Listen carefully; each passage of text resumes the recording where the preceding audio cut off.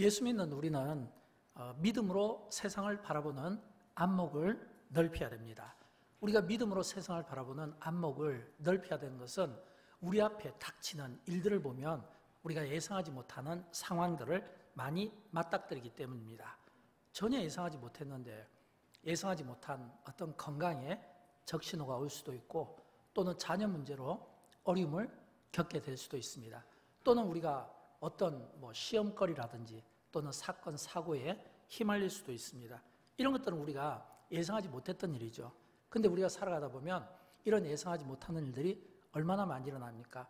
특별히 요즘에 운전하는 분들은 예상하지 못한 일들을 많이 만나게 될 거예요.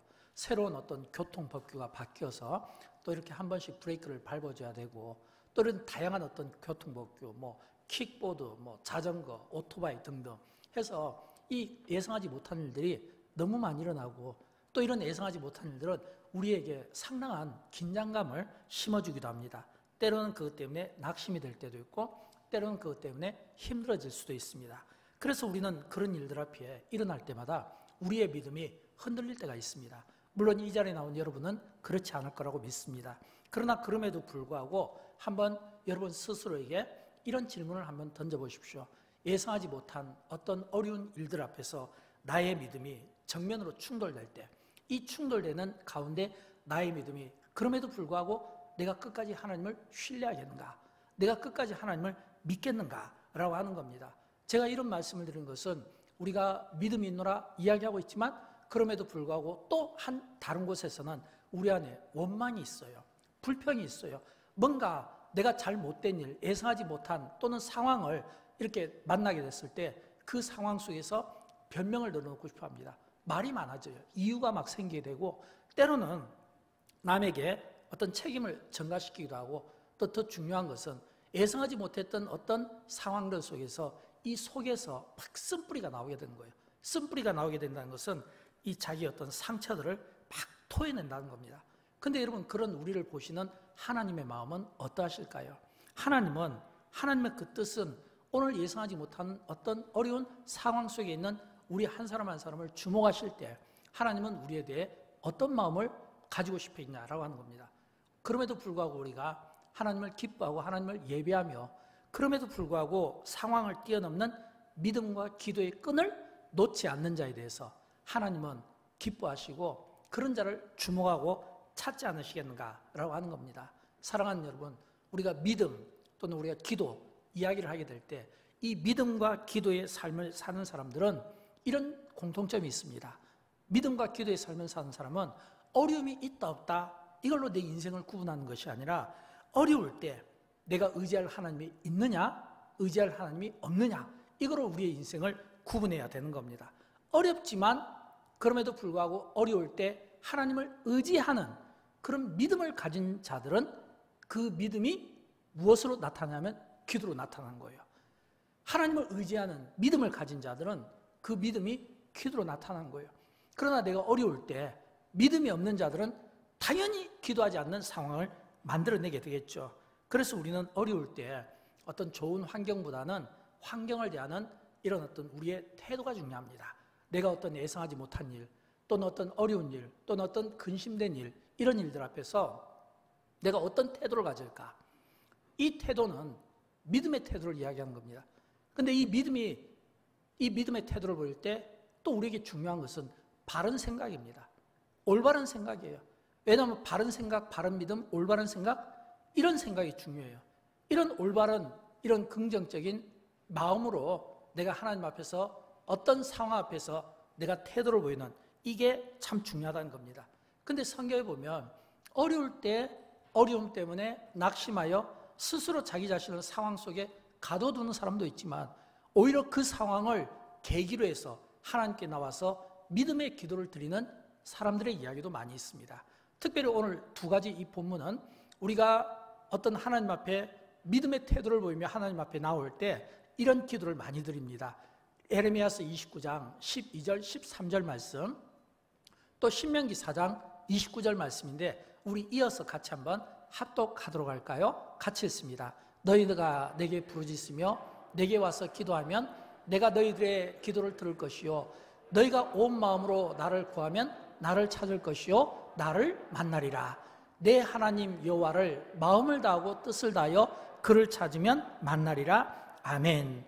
여러분, 이런 말씀들은요, 하나같이 내가 어떤 상황 앞에서 내가 갇혀 있는 것이 아니라 그 상황 앞에서 나의 믿음을 가지고 하나님 앞에 나와 믿음의 기도를 가지고 하나님께 드리는 겁니다.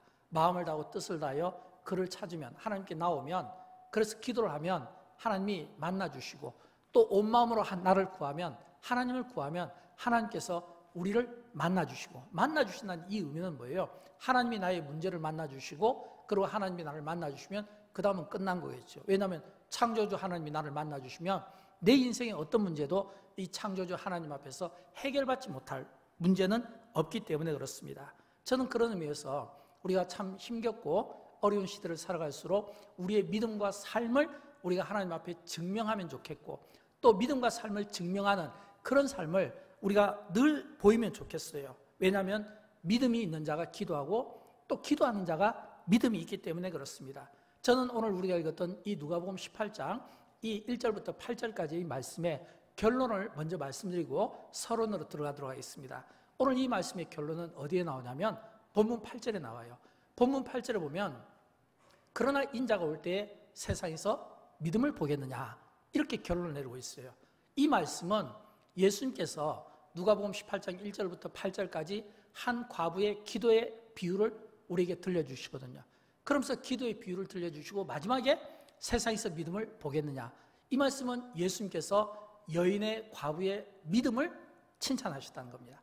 근데 이 믿음이 칭찬받기에 앞서서 이 믿음이 왜 칭찬을 받았는가 라고 했을 때 그 원인이 기도인 것을 오늘 본문은 우리에게 보여주고 있습니다. 저는 그런 의미에서 오늘 본문을 묵상하면서 예수님의 두 가지 기도의 대조적인 모습을 우리에게 보여주고 있습니다. 그 첫 번째 모습이 어떤 모습이냐면 기도와 낙심의 대조적인 모습입니다. 오늘 본문 1절 말씀인데 우리 같이 읽어보도록 할까요? 예수께서 그들에게 항상 기도하고 낙심하지 말아야 할 것을 비유로 말씀하여. 아멘.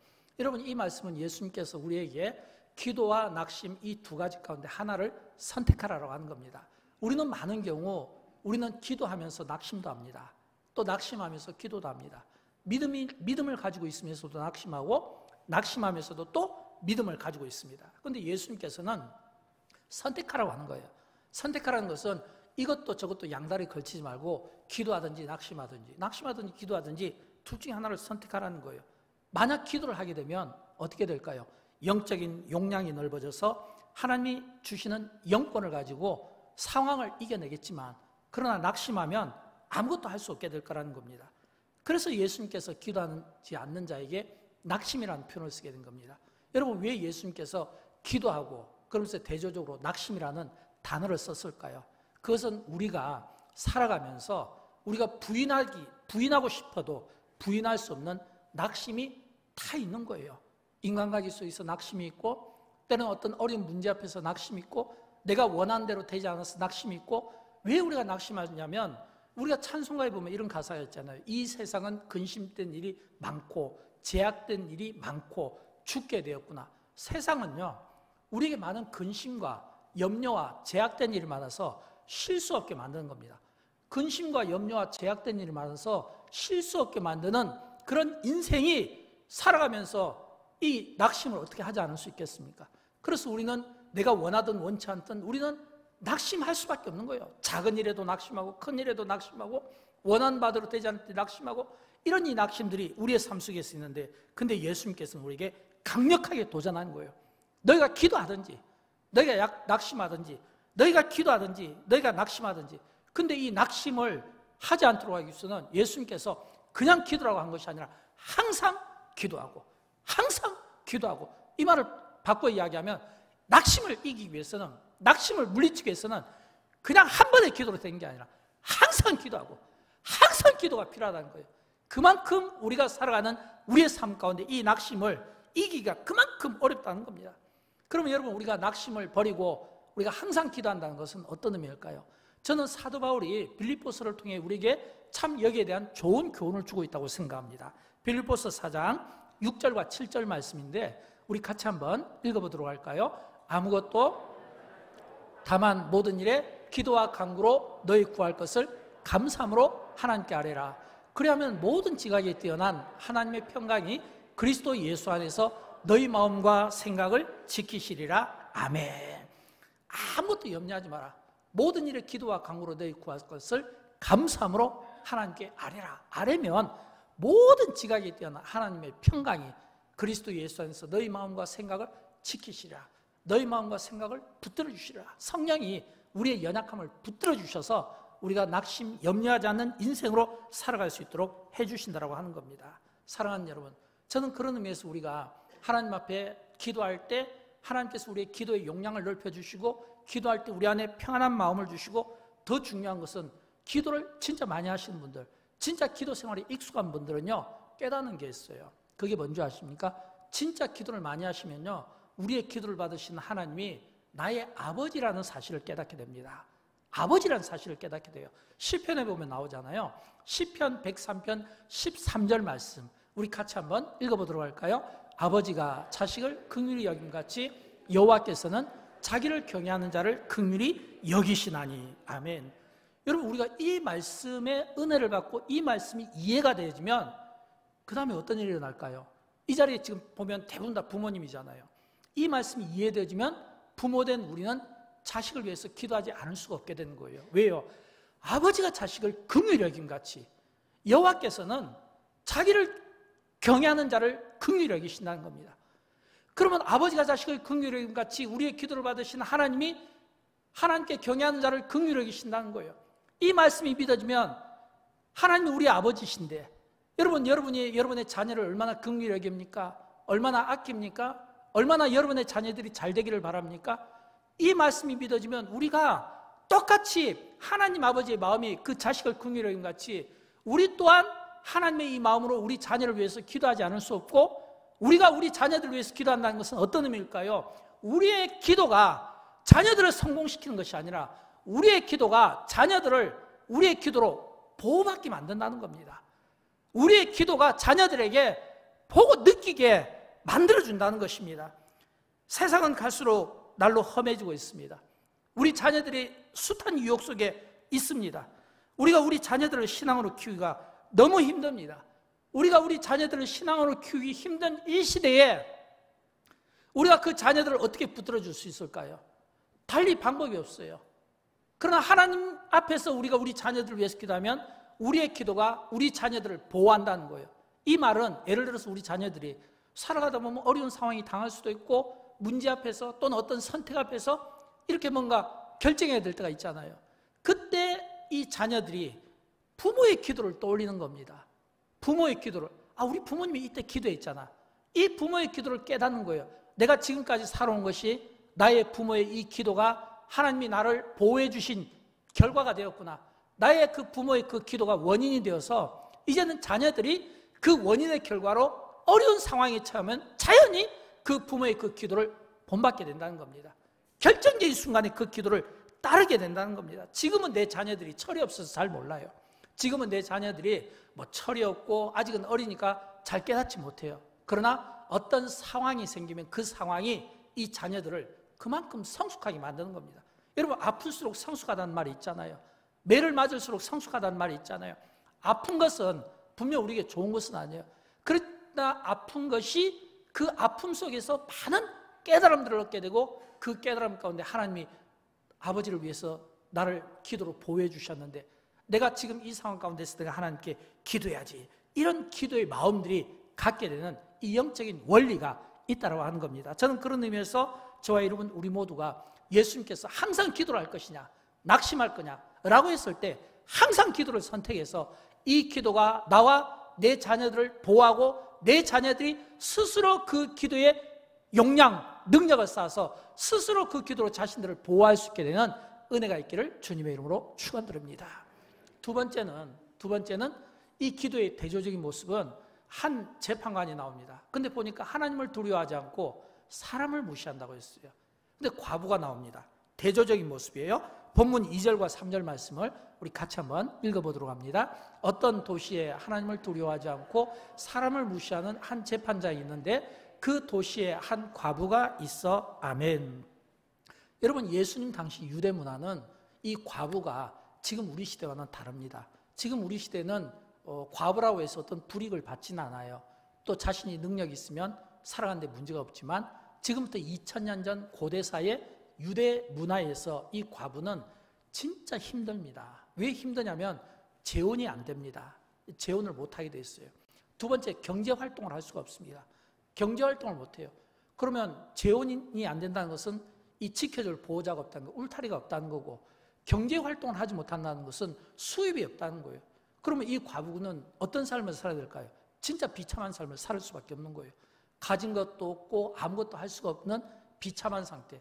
그러면 이런 이 비참한 이런 이 과부가 이 살아가면서 서름을 많이 당하게 되겠죠. 어떤 상처들을 막 당하게 되겠죠. 그러다가 어떤 원인에 의해서 막 굉장히 억울한 일을 당한다. 그러면 이 억울한 일을 어떻게 풀어나겠습니까? 이 과부가 오늘 본문에 보면 뭔가 억울한 일이 있어요. 원통한 일이 있어요. 근데 이 원통한 일이 있을 때 그 원통한 일이 막 가슴속에 쌓이고 풀어내지를 못하니까 고통스러운데 이 재판장을 찾아간 겁니다. 근데 이 재판장은 하나님도 두려워하지 않고 사람도 무시하는 거예요. 하나님도 두려워하지 않고 사람도 무시하는 이 재판장 앞에 가서 이 과부가 자기의 어려움을 막 토하는데 듣겠습니까? 당연히 안 듣겠죠. 오늘 본문 4절에 보면 나와 있어요. 그가 얼마 동안 듣지 아니하다가, 이거는 뭐냐면 재판장이 과부가 지금 자기 어떤 어려움을 막 토해내는데 듣지 않았다는 거예요. 이거는 무시했다는 겁니다. 관심을 기울이지 않았다는 거예요. 뭐 부자도 아니고 재벌도 아니고 배경이 좋은 것도 아니고 뭐 도대체 관심 가질 이유가 없잖아요. 하나님 앞에 불의한 이 재판장이, 사람을 무시하는 재판장이, 이 과부는 그 처지가 진짜 비참했을 텐데 우리가 그 과부의 입장에 서보지 않고는 알 수 없는 그 비참한 상황 속에서 이 과부가 선택할 수 있었던 한 가지는 재판장한테 찾아가서 자기 억울함을 호소한 거예요. 근데 듣지 않았다는 겁니다. 듣지 않으면 이 과부는 어떻게 하겠습니까? 포기할 수밖에 없는 거예요. 여러분, 어려운 사람이 어떤 어려움을 당해요. 근데 그 처지가 불쌍해요. 그 처지가 너무 서글퍼요. 그 누구도 나를 관심 갖춰주지 않아요. 그런 사람이 상황 속에 딱 갇혀 있을 때 할 수 있는 게 뭡니까? 아무것도 없어요. 근데 오늘 본문은 이 과부의 다른 모습을 보여주는 겁니다. 그 뭐냐면 이 과부가 포기하지 않습니다. 재판장 앞에 포기하지 않고 나아가는 거예요. 재판장이 무시하는데 듣지 않는데도 계속해서 자기 말을 해대는 거예요. 얼마나 자기 말을 많이 해댔는지 우리가 상상할 수는 없어요. 그러나 우리가 드라마 같은 거, 영화를 많이 보잖아요. 드라마나 영화 같은 걸 많이 보면 지금 이 과부가 이 재판장에게 얼마나 무시를 당했을까, 사람들 앞에서 얼마나 무시를 줬을까, 얼마나 눈물 나는 일이 많았을까. 그런데도 불구하고 재판장이 손을 들고 이게 뭐냐면 항복을 하는 겁니다. 그 과부의 이야기를 결국은 경청하게 되고 들어주었다는 거예요. 근데 들어주기 전에 이 재판장의 독백을 보면 얼마나 힘든가를 알 수 있어요. 그 재판장의 독백이 오늘 보면 4절과 5절에 나오는데 우리 같이 한번 읽어보도록 할까요? 그가 얼마 동안 듣지 아니하다가 후에 속으로 생각하되 내가 하나님을 두려워하지 않고 사람을 무시하나 이 과부가 나를 번거롭게 하니 내가 그 원한을 풀어주리라. 그렇지 않으면 늘 와서 나를 괴롭게 하리라. 아멘. 여러분, 예수님께서 왜 누가복음 18장에서 이 과부의 비유를 우리에게 들려주고 싶을까요?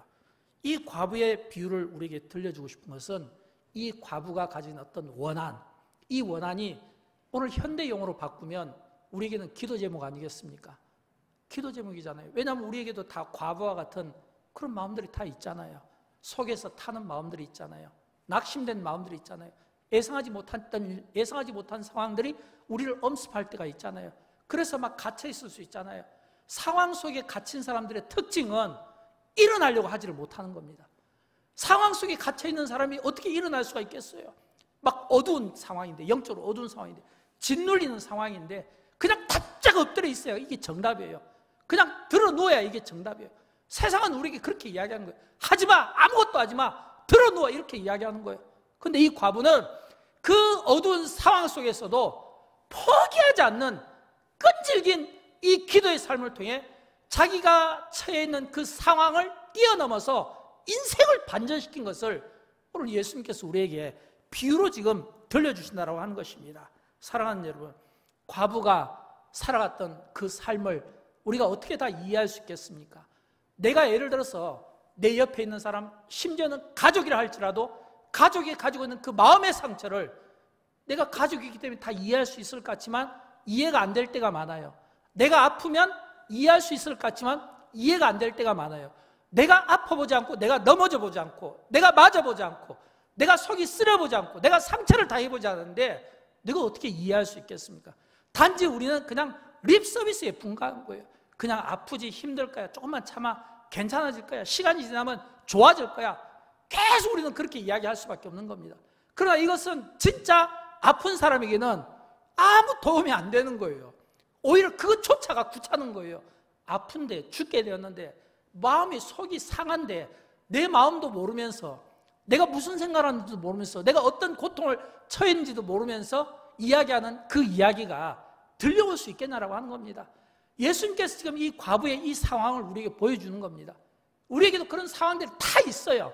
있는데 이 과부가 오늘 우리에게 도전이 되는 것은 왜 도전이 되냐면 그럼에도 불구하고 그 상황을 뛰어넘었다는 겁니다. 여러분, 과부가 재판장 앞에 갈 때 그거 혼자 갔지 않았겠습니까? 옆에 주변에 사람들이 있겠죠. 반면에 재판장은 주변에 얼마나 많은 사람이 있겠습니까? 뭐 재판장을 호위하는 사람도 있을 것이고 군사들도 있을 것이고 또 막 사람들은 또 이게 구경이 나면 또 재밌잖아요. 그러니까 막 이 여인이 재판장 앞에서 하는 이 모습이 지켜보는 많은 사람들에게는 얼마나 비웃음거리가 되겠습니까? 누구도 재판장 앞에 나가서 누구도 하고 싶지 않은 그런 그 이야기를 지금 이 과부가 지금 기도를 통해서 토해내었다고 하는 것입니다. 그걸 우리에게 보여주고 있는 거예요. 그래서 오늘 본문 7절은 우리에게 이렇게 말씀하고 있는 거예요. 우리 같이 한번 읽어보도록 합니다. 하물며 그 밤낮 부르짖는 자들의 택하신 자들의 원한을 풀어주지 아니하시겠느냐, 그것들에게 오래 참으시겠느냐. 아멘. 저는 이 말씀에 우리가 용기를 얻었으면 좋겠습니다. 왜 우리가 용기를 얻어야 되냐면 오늘 예수님께서 밤낮 부르짖는 택하신 자들, 밤낮 부르짖는 택하신 자들, 밤낮 부르짖는 아침에도 기도하고 저녁에도 기도하고 시간마다 기도하는 택하신 자들, 하나님의 자녀들, 하나님의 택하심을 받은 자녀들, 그들의 그 기도 제목을 하나님께서 들어주지 않겠느냐? 오래 참으시겠느냐? 들어준다라고 하는 겁니다. 들어준다는 거예요. 여러분, 하물며 하나님께서 들어주신다는 거예요. 이 이야기는 앞에 누가 나옵니까? 재판장이 나오죠. 재판장은 불의한 재판장이에요. 근데 이 불의한 재판장이 과부의 이 소원을 들어줍니다. 왜 들어주었을까요? 귀찮아서 들어준 거예요. 귀찮아서 막 달려들으니까, 사람들 앞에서 자꾸 달려들으니까 처음에는 재밌었는데 막 조롱도 했는데 그럼에도 불구하고 자꾸 괴롭히니까 귀찮아서 들어준 거예요. 근데 하나님께서는 하물며 밤낮 부르짖는 자들의 그 택하신 기도를 들어주지 않겠느냐, 응답하신 하나님이라는 겁니다. 이게 기도예요. 여러분, 우리에게는 이런 기도가 필요합니다. 이런 야성적인 기도가 필요합니다. 믿음의 기도가 필요해요. 끈질긴 믿음의 기도가 필요한 거예요. 박윤선 목사님이라고 계십니다. 지금은 고인이 되었지만 참 한때는 우리 한국교회에서 가장 주목받는, 존경받는 목사님이었습니다. 왜냐하면 이분이 일찍 미국에 가서 유학생활을 통해서 조직신학을 공부하고 창세기부터 요한계시록까지 우리나라에서 최초로 창세기부터 요한계시록까지 성경 주석을 만드신 분이에요. 또 뿐만 아니라 이번은 성경 주석을 만들었다. 이건 뭐냐면 주경학자고 신학자잖아요. 철학자잖아요. 이런 분들은 주로 기도가 많지 않습니다. 왜냐하면 계속 공부를 해야 되니까, 학문을 연구해야 되니까, 성경을 풀어야 되니까. 근데도 불구하고 이 박윤수 목사님은 별명이 뭐냐면 이 낙타무릎이었어요. 기도 생활을 많이 했어요.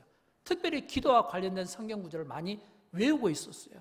그래서 이 박윤수 목사님께서 신학교에서 강의를 하든 교회에서 강의를 하든 목회자들에게 또는 강의를 하든 이분의 강의를 받은 사람들은 전부 다 이 기도에, 이분이 불쏘시개의 역할을 하니까 전부 기도에 막 불이 올라서 신학교에서도 목사님들에게도 이 박윤수 목사님을 통해서 굉장히 기도가 부흥되던 때가 있었습니다. 한 번은 박윤수 목사님께 질문하는 거예요. 목사님, 기도를 이렇게 열정적으로 하시는 이유가 있습니까? 박윤수 목사님께서 이런 이야기를 들려주셨습니다. 제가 좀 읽어드릴게요. 하나님께서 엄청나게 영원한 세계에서 우리를 위해 많은 것을 예비해 두신 것을 깨닫는데 내가 어떻게 기도하지 않을 수 있겠는가? 라고 하는 겁니다. 하나님께서 엄청나게 영원한 세계에서 우리를 위해 많은 것을 두신 것을 내가 깨달았는데 내가 기도하지 않을 수 있겠는가라고 하는 것입니다. 사랑하는 여러분, 저는 과거에 누군가가 기도했기 때문에 또 과거에 누군가가 말했기 때문에 오늘의 내가 있다고 생각을 합니다. 여러분 한번 가만히 돌아보십시오. 이 자리에서 우리 하나님 앞에 예배드리는 우리의 과거를 한번 생각해 볼까요? 내가 왜 이 자리까지 오게 되었을까요? 내가 왜 목사가 되었을까요? 내가 왜 장로가 되었을까요? 내가 왜 직분자가 되었을까요? 내가 왜 성가대원 되었을까요? 돌아보면 과거에 나를 위해 기도해 준 부모님이라든지 또는 가족이라든지 또는 그 누군가가 나를 위해서 계속 기도해 준 겁니다. 또 나에게 계속 말을 해 준 거예요. 너는 커서 찬양 사역자가 될 거야. 너는 커서 전도자가 될 거야. 너는 커서 선교사가 될 거야. 누군가의 말과 그 기도가 오늘의 나를 만들어낸 겁니다. 가만히 돌아보세요. 내가 이 자리에 그냥 서 있는 게 아니에요. 우연히 서 있는 게 아니에요. 물론 하나님의 뜻과 섭리 가운데 서겠지만 그러나 누군가의 그 기도가 있었던 거예요. 눈물의 기도가 있었던 거예요. 권면이 있었던 거예요. 축복이 있었던 거예요. 말이 있었던 거예요. 그게 오늘의 나를 세운 겁니다. 그렇다면 여러분, 미래의 우리의 자녀들은 어떻게 그들이 세움받겠습니까? 오늘 부모된 우리의 기도와 말이, 축복이 미래의 그들을 만들어내는 거예요. 우리의 미래도 마찬가지예요. 지금의 내가 누군가에 의해서 기도와 말로 세워졌다면 또 미래의 나는 지금의 또 나의 믿음과 기도가 미래의 나를 만들어내지 않겠냐는 거예요. 이것을 우리가 볼 수 있는 이 영적인 안목이 필요한 겁니다. 왜요? 하나님은 우리를 소원의 항구로 인도하시며 꿈꾼 대로 인도하시고 믿음대로 역사하시는 하나님이십니다. 불의한 재판관도 귀찮아서 들어주는데 하물며 하나님께서 택하신 자들의 믿음의 기도를 거절하시겠습니까? 속히 들어주신다는 거예요. 저는 이 기도의 이 영적인 원리, 믿음의 이 영적인 원리가 우리 자녀들을 위해서 쓰여지면 좋겠어요. 특별히 영광교회 교회학교 여름 수련회를 위해서 쓰여졌으면 좋겠어요. 특별히 우리의 부모님들이 우리 자녀를 위해서 이 잠언의 말씀을 마음에 새기면 좋겠어요. 잠언 22장 6절을 보면 부모에게 주시는 말씀입니다. 우리 같이 한번 읽어보도록 할까요? 마땅히 행할 길을 그리하면 늙어도 그것을 떠나지 아니하니라. 아멘. 여러분, 이 말씀은 부모에게 주신 말씀입니다. 부모에게, 오늘 기성세대에게 주신 말씀이에요. 마땅히 행할 길을 아이에게 가르치라. 그리하면 늙어도 그것을 떠나지 아니하리라. 저는 이 과거를 참 자주 돌아봅니다. 과거의 교훈을 받기 위해서입니다. 과거에 우리 부모님 세대가 어떤 문제로 고민을 했을까? 지금 우리 자녀 세대가 어떤 문제로 고민을 할까? 과거에 우리 부모님 세대는 그 고민했던 문제들이 주로 먹고 사는 문제였어요. 왜냐하면 보릿고개를 거쳤고 전쟁을 거쳤던 시기이기 때문에 먹고 사는 것이 중요했어요. 과거에 우리 부모님 세대는 일어나면 이렇게 안녕히 주무셨습니까? 식사하셨습니까? 이런 인사 많이 했거든요. 이건 뭐냐면 그만큼 그 시대는 먹고 사는 게 중요했다는 거예요. 그런데 우리 자녀들에게는 먹고 사는 문제는 중요한 문제가 아닙니다. 우리 자녀들에게 중요한 문제는 뭘까요? 신앙의 문제입니다. 내가 이번에 여름 성경학교를 가야 되나 말아야 되나, 이걸로 고민하는 겁니다.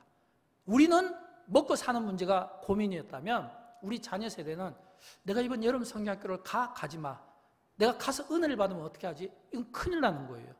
왜냐하면 내가 은혜를 받는다는 것은 내가 많은 것들을 포기해야 되는 거기 때문에 포기하기가 싫은 거예요. 그래서 우리 자녀들은 신앙 문제로 많이 갈등하고 고민합니다. 내가 수련회를 가야 되는지 말아야 되는지. 특별히 유년부 초등학교는 별론데 이게 주로 청소년들이겠죠. 또 우리 청년들이겠죠. 이 청소년과 청년들에게는 이 수련회가 상당히 고민거리가 될 수밖에 없는 거예요. 가기 싫어서 안 가는 게 아니라 가서 은혜 받으면 어떻게 하지? 또는 내가 가서 내가 푹 빠지면 어떻게 하지? 이런 문제가 고민이 되는 거예요. 가기 싫은 마음이 한쪽에 있고 이런 어떤 영적인 갈등들이 이 자녀 세대는 일어날 수밖에 없다고 하는 겁니다. 저는 그런 의미에서 이 영적인 원리, 이 영적인 원리라는 것은 우리가 자녀에게 마땅히 가르칠 것을 가르치는 이 영적인 원리가 이번 여름 성경학교를 통해서 우리의 자녀들에게 저는 골고루 뿌려져서 우리 자녀들이 그 세대가 정말 믿음과 기도가 살아나고 믿음과 기도에 대한 이 그리스도인이라고 하는 이 가치관이 바르게 성립됐으면 좋겠어요. 그래야 다른 세대가 되지 않는 거예요. 다음 세대가 되는 겁니다. 여러분, 우리가 우리의 자녀들에게 이 가르친 일을 포기하게 되면 우리의 자녀들은 다음 세대가 아니라 다른 세대가 되는 겁니다. 여러분, 우리 자녀들이 내가 믿는 하나님, 나의 하나님, 내가 믿는 하나님은 아버지가 자녀를 긍휼히 여김 같이 우리가 하나님을 경외하면 하나님이 나를 긍휼히 여긴다는 것을 믿고, 내가 하나님께 기도하면 나의 기도가 우리 자녀들을 보호한다는 것을 믿는 믿음으로 우리가 하나님 앞에 이 자리에 서 있는 겁니다. 그런데 우리의 자녀들도 우리가 생각하는 것과 같은 그 믿음을 갖도록 하기 위해서는 마땅히 가르칠 것을 가르침으로 이 신앙이 계승되어질 때 우리 자녀들은 다음 세대가 되는 거예요. 영광교회 비전 2030의 주역이 되는 겁니다. 그러나 마땅히 가르칠 것을 포기하면 다른 세대로 갈 수밖에 없는 겁니다. 이런 이 고민들이 우리 안에 있어야 된다고 하는 것입니다. 스펄전 목사님은 이런 말을 했어요. 10년 염려하는 것보다 10분 기도하는 게 낫다. 10분 기도하는 게 낫다. 여러분, 10분 기도하는 게 10년 염려하는 것보다 낫다는 겁니다. 누가 기도할까요? 이런 영적인 원리를 이해하고 깨닫는 사람이 기도를 멈출 수가 없는 거예요. 이런 영적인 원리를 깨닫고 이해하면 어떻게 기도를 멈출 수 있겠습니까? 우리의 기도가 멈추질 수 없고 우리의 기도가 어떤 순간에도 포기하지 않고 그 기도는 깊어질 수밖에 없다고 하는 겁니다. 안타깝게도 오늘 우리 시대는 이 기도가 약합니다. 왜 약할까요? 우리에게 한이 없어서 그래요. 과거의 믿음의 선배들을 보면요, 한이 있었어요. 자식을 가르치지 못한 한, 또는 뭐 가난한 한, 또는 내가 이렇게 좀 건강하게 살지 못하는 어떤 한들이 있었어요. 더 거슬러 올라가면 성경에도 한이 많았던 사람이 있잖아요. 예를 들어서 한나 같은 경우도 한이 있었잖아요. 자식을 갖지 못한 한, 제사장이 볼 때 지금 이 한나의 기도를 막 술 취한 여인처럼 보는 정도로, 그때 여러분 이 제사장 엘리가 한나에게 막 책임을 막 묻고 너 왜 이렇게 기도하냐고 할 때 한나가 뭐라고 했겠습니까? 내가 지금 술 취한 게 아니라 나는 지금 여호와 앞에서 나의 심정을 지금 내가 통하고 있습니다. 내가 여호와께 지금 나의 심정을 통하고 있습니다. 이 말은 술 취한 게 아니라 우리가 다른 표현으로 성령 충만한 상태에서 한나가 지금 기도를 하고 있다는 거예요. 이런 한, 과거에 우리는 이런 어떤 한들이 많았어요. 막 이렇게 가지지 못한 거, 누리지 못한 거, 이런 것들이 막 우리의 기도를 막 더 강하게 막 열정적으로 끌어오는데, 지금 우리 시대는 너무 평온한 거예요. 너무 고요한 거예요. 그냥 내가 노력하지 않아도 모든 것들을 누릴 수 있는 이런 시대가 되다 보니까 점점 이 세상은 자꾸 이상한 쪽으로 하는 거예요. 종교다원주의라든지 아니면 동성이 없어지는 이런 시대를 산다든지, 도저히 믿기지도 않고 믿을 수도 없는 이런 비신앙적인 비상식적인 일들이 오늘 우리 시대에 막 난무하고 있다는 겁니다. 여러분, 이 난무하는 이 세상에서 우리가 믿음을 가지고 산다는 게 얼마나 어려울까요? 우리가 믿음을 가지고 살면 계속해서 우리는 영적인 부딪힘을 가질 수밖에 없는 겁니다. 계속해서 우리는 예상하지 못하는 일들, 상황 속에 우리가 직면할 수밖에 없는 겁니다. 그런 그 직면 속에 우리의 기도가 약하면 우리가 어떻게 일어날 수가 있겠습니까? 그래서 우리는 예상하지 못하는 이 시대 속에서 우리가 살아남고 우리의 믿음을 지키고 우리가 바라고 원하는 것들을 우리가 얻기 위해서는 믿음의 야성을 가지고 믿음의 눈을 떠서 우리의 하나님 앞에 드린 이 기도가 쉼없이, 예수님께서 한 과부의 기도를 우리에게 보여줄 때 낙심과 대조되는 말이 기도가 아니라 항상 기도라는 거예요. 기도가 아니라 항상 기도예요. 이 말은 낙심을 물리치기 위해서는 한두 번의 기도로 끝나는 게 아니라 항상 기도가 필요하다는 것을 우리에게 강조하고 있다는 것을 우리가 볼 수 있어야 되는 겁니다. 사랑하는 여러분, 믿음은 바라는 것들의 실상이고 보지 못하는 것들의 증거입니다. 그리고 성경은 우리에게 지금도 이야기합니다. 지금도 믿음이 우리에게 중요하고 우리가 하는 모든 일이 믿음으로 평가를 받게 되고 열매를 받게 될 것이라는 것을 말씀해 주고 있습니다. 그래서 오늘 본문 8절 마지막 끝에 보면 1절부터 7절까지 기도에 대한 이야기를 하다가 마지막 8절에서는 뭐라고 이야기하냐면, 같이 읽어볼까요? 내가 너에게 이르노니 속히 그 원한을 풀어주시리라. 그러나 인자가 올 때에 세상에서 믿음을 보겠느냐 하시니라. 아멘. 마지막에는 예수님께서 믿음을 말씀해 주신 겁니다. 사랑하는 여러분, 누가 기도합니까? 믿음이 있는 자가 기도합니다. 누가 믿음이 있습니까? 기도하는 자가 믿음이 있습니다. 내가 믿음이 있으니까 기도하고, 또 내가 기도하니까 또 믿음이 생긴다라고 하는 것입니다. 예수님께서 오늘 이 비유를 우리에게 말씀해 주신 겁니다. 저는 예수님께서 한 과부를 들어서 우리에게 이 비유를 말씀해 주실 때 제가 깨닫는 것은 이겁니다. 우리 가운데 혹시 과부와 같은 삶은 없을까? 과부와 같이 예상하지 못했던 어떤 어려운 문제 앞에서 낙심되거나 또는 마음이 아프거나 또는 예상하지 못했던 어떤 상황 속에 내가 갇혀서 허우적거리거나 뛰어넘지 못하고 앞으로 나아가지 못해서 전전긍긍하며 낙심하는 자들. 여러분, 예수님께서 과부의 비유를 우리에게 들려주실 때 이 과부가 지금 자기에게 있는 어떤 원한들, 자기 어떤 처지들을 생각하고 아무것도 안 했으면 과부에게 무슨 일이 나겠습니까? 당연히 아무 일도 일어나지 않죠. 예수님께서 이 비유를 우리에게 들려주신 것은 이 과부를 우리에게 보게 하는 겁니다. 과부를 한번 봐라. 그가 가진 것이 있느냐? 배경이 있느냐? 그것이 주어진 것이 있느냐? 지금 이 과부에게는 아무것도 없다는 거예요. 이 과부에는 아무것도 없는데 맺힌 한까지 있다는 거예요. 그런데도 불구하고 이 과부가 자기에게 주어진 이 상황을 받아들인 것이 아니라 못 받아들인다는 겁니다. 못 받아들였다는 겁니다. 아무리 어려운 상황이 나에게 주어져도 받아들이기 싫다는 겁니다. 왜요? 나는 받아들이기 싫다는 거예요. 내가 이 상황을 뛰어넘을 수 있는 하나님 앞에 기도로, 믿음으로 이겨내겠다라고 하는 겁니다. 상황을 뛰어넘는 믿음의 기도가 이 과부의 삶을 바꿔놨다는 사실을 믿으시기 바랍니다. 과부가 자기에게 주어진 이 원통함을 그가 어떻게 이길 수 있었다고요? 상황을 뛰어넘는 믿음과 기도가 있었다는 겁니다. 그 기도를 예수님께서 칭찬하셨다는 겁니다. 그렇다면 여러분, 이 과부는 자기에게 주어진 이 삶을 그냥 포기한 것이 아니라 그 상황을 딛고 일어나는, 이 역경을 딛고 일어나는 인생의 터닝 포인트를 통해서 자기의 삶을 반전시켰다는 거예요. 저는 이 가운데 그런 분이 없기를 바라겠지만 혹시라도 나의 삶에 내가 너무 힘들고 어려워서 포기하고 싶은 분들이 계십니까? 내가 너무 힘드니까 그냥 주저앉고 싶거나 그냥 낙심하면서 그냥 인생은 어떻게 이렇게 살다가 그냥 끝나는 거야 라고 하고 내가 아무것도 하지 않으면 아무 일도 일어나지 않는 거예요. 그러나 아무리 어려운 상황 가운데지만 하나님이 나와 함께 하시고 하나님이 나에게 힘을 내라 내가 너와 함께 하겠다라고 하는 이런 약속의 말씀을 붙잡고 믿음으로 일어나고 기도로 일어나고 기도로 내가 오늘 이 문제를 내가 돌파해내겠다고 하는 이런 끈질긴 항상 이 기도와 이 믿음을 통해서 이 과부가 이겨낸 것처럼 저는 여러분 오늘 우리 가운데 그런 많은 어려운 분들을 보기를 바랍니다. 영의 눈이 열려서 보지 못하는 것을 보고 영의 귀가 들려서 듣지 못하는 것을 들을 수 있는 이런 영안이 있고 이런 경청할 수 있는 귀가 있다면 오늘 우리 시대에 많은 아픈 분들을 보게 될 겁니다. 아픈 분들을 보면서 우리가 무엇을 깨달아야 될까요?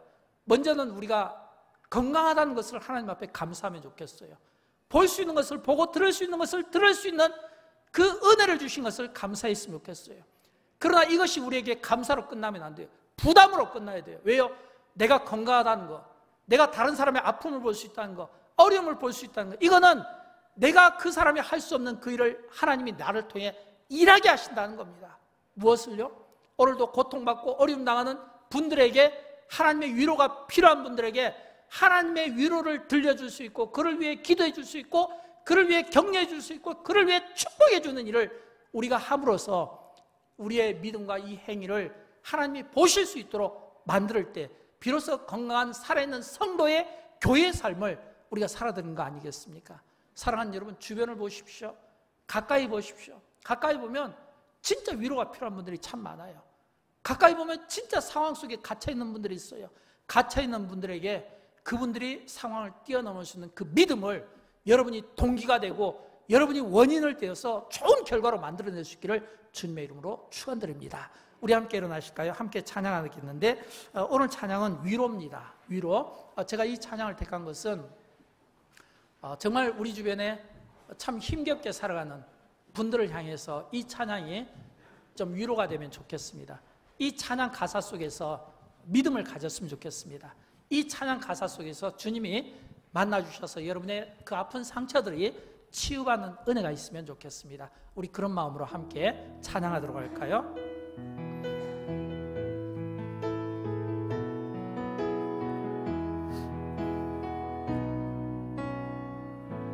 삶 속에 쓰러진 많은 일들이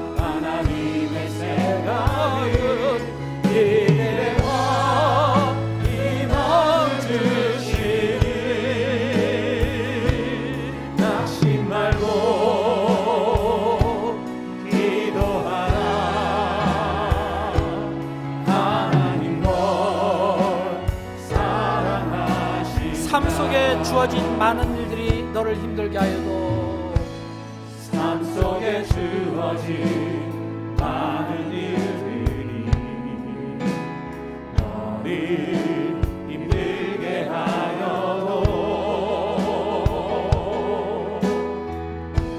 삶 속에 만나는 많은 일들이 거칠게 몰아쳐와도 우리를 향한 하나님의 생각은 평안이요 재앙이 아니 명령 말고 들어 말고 신실하신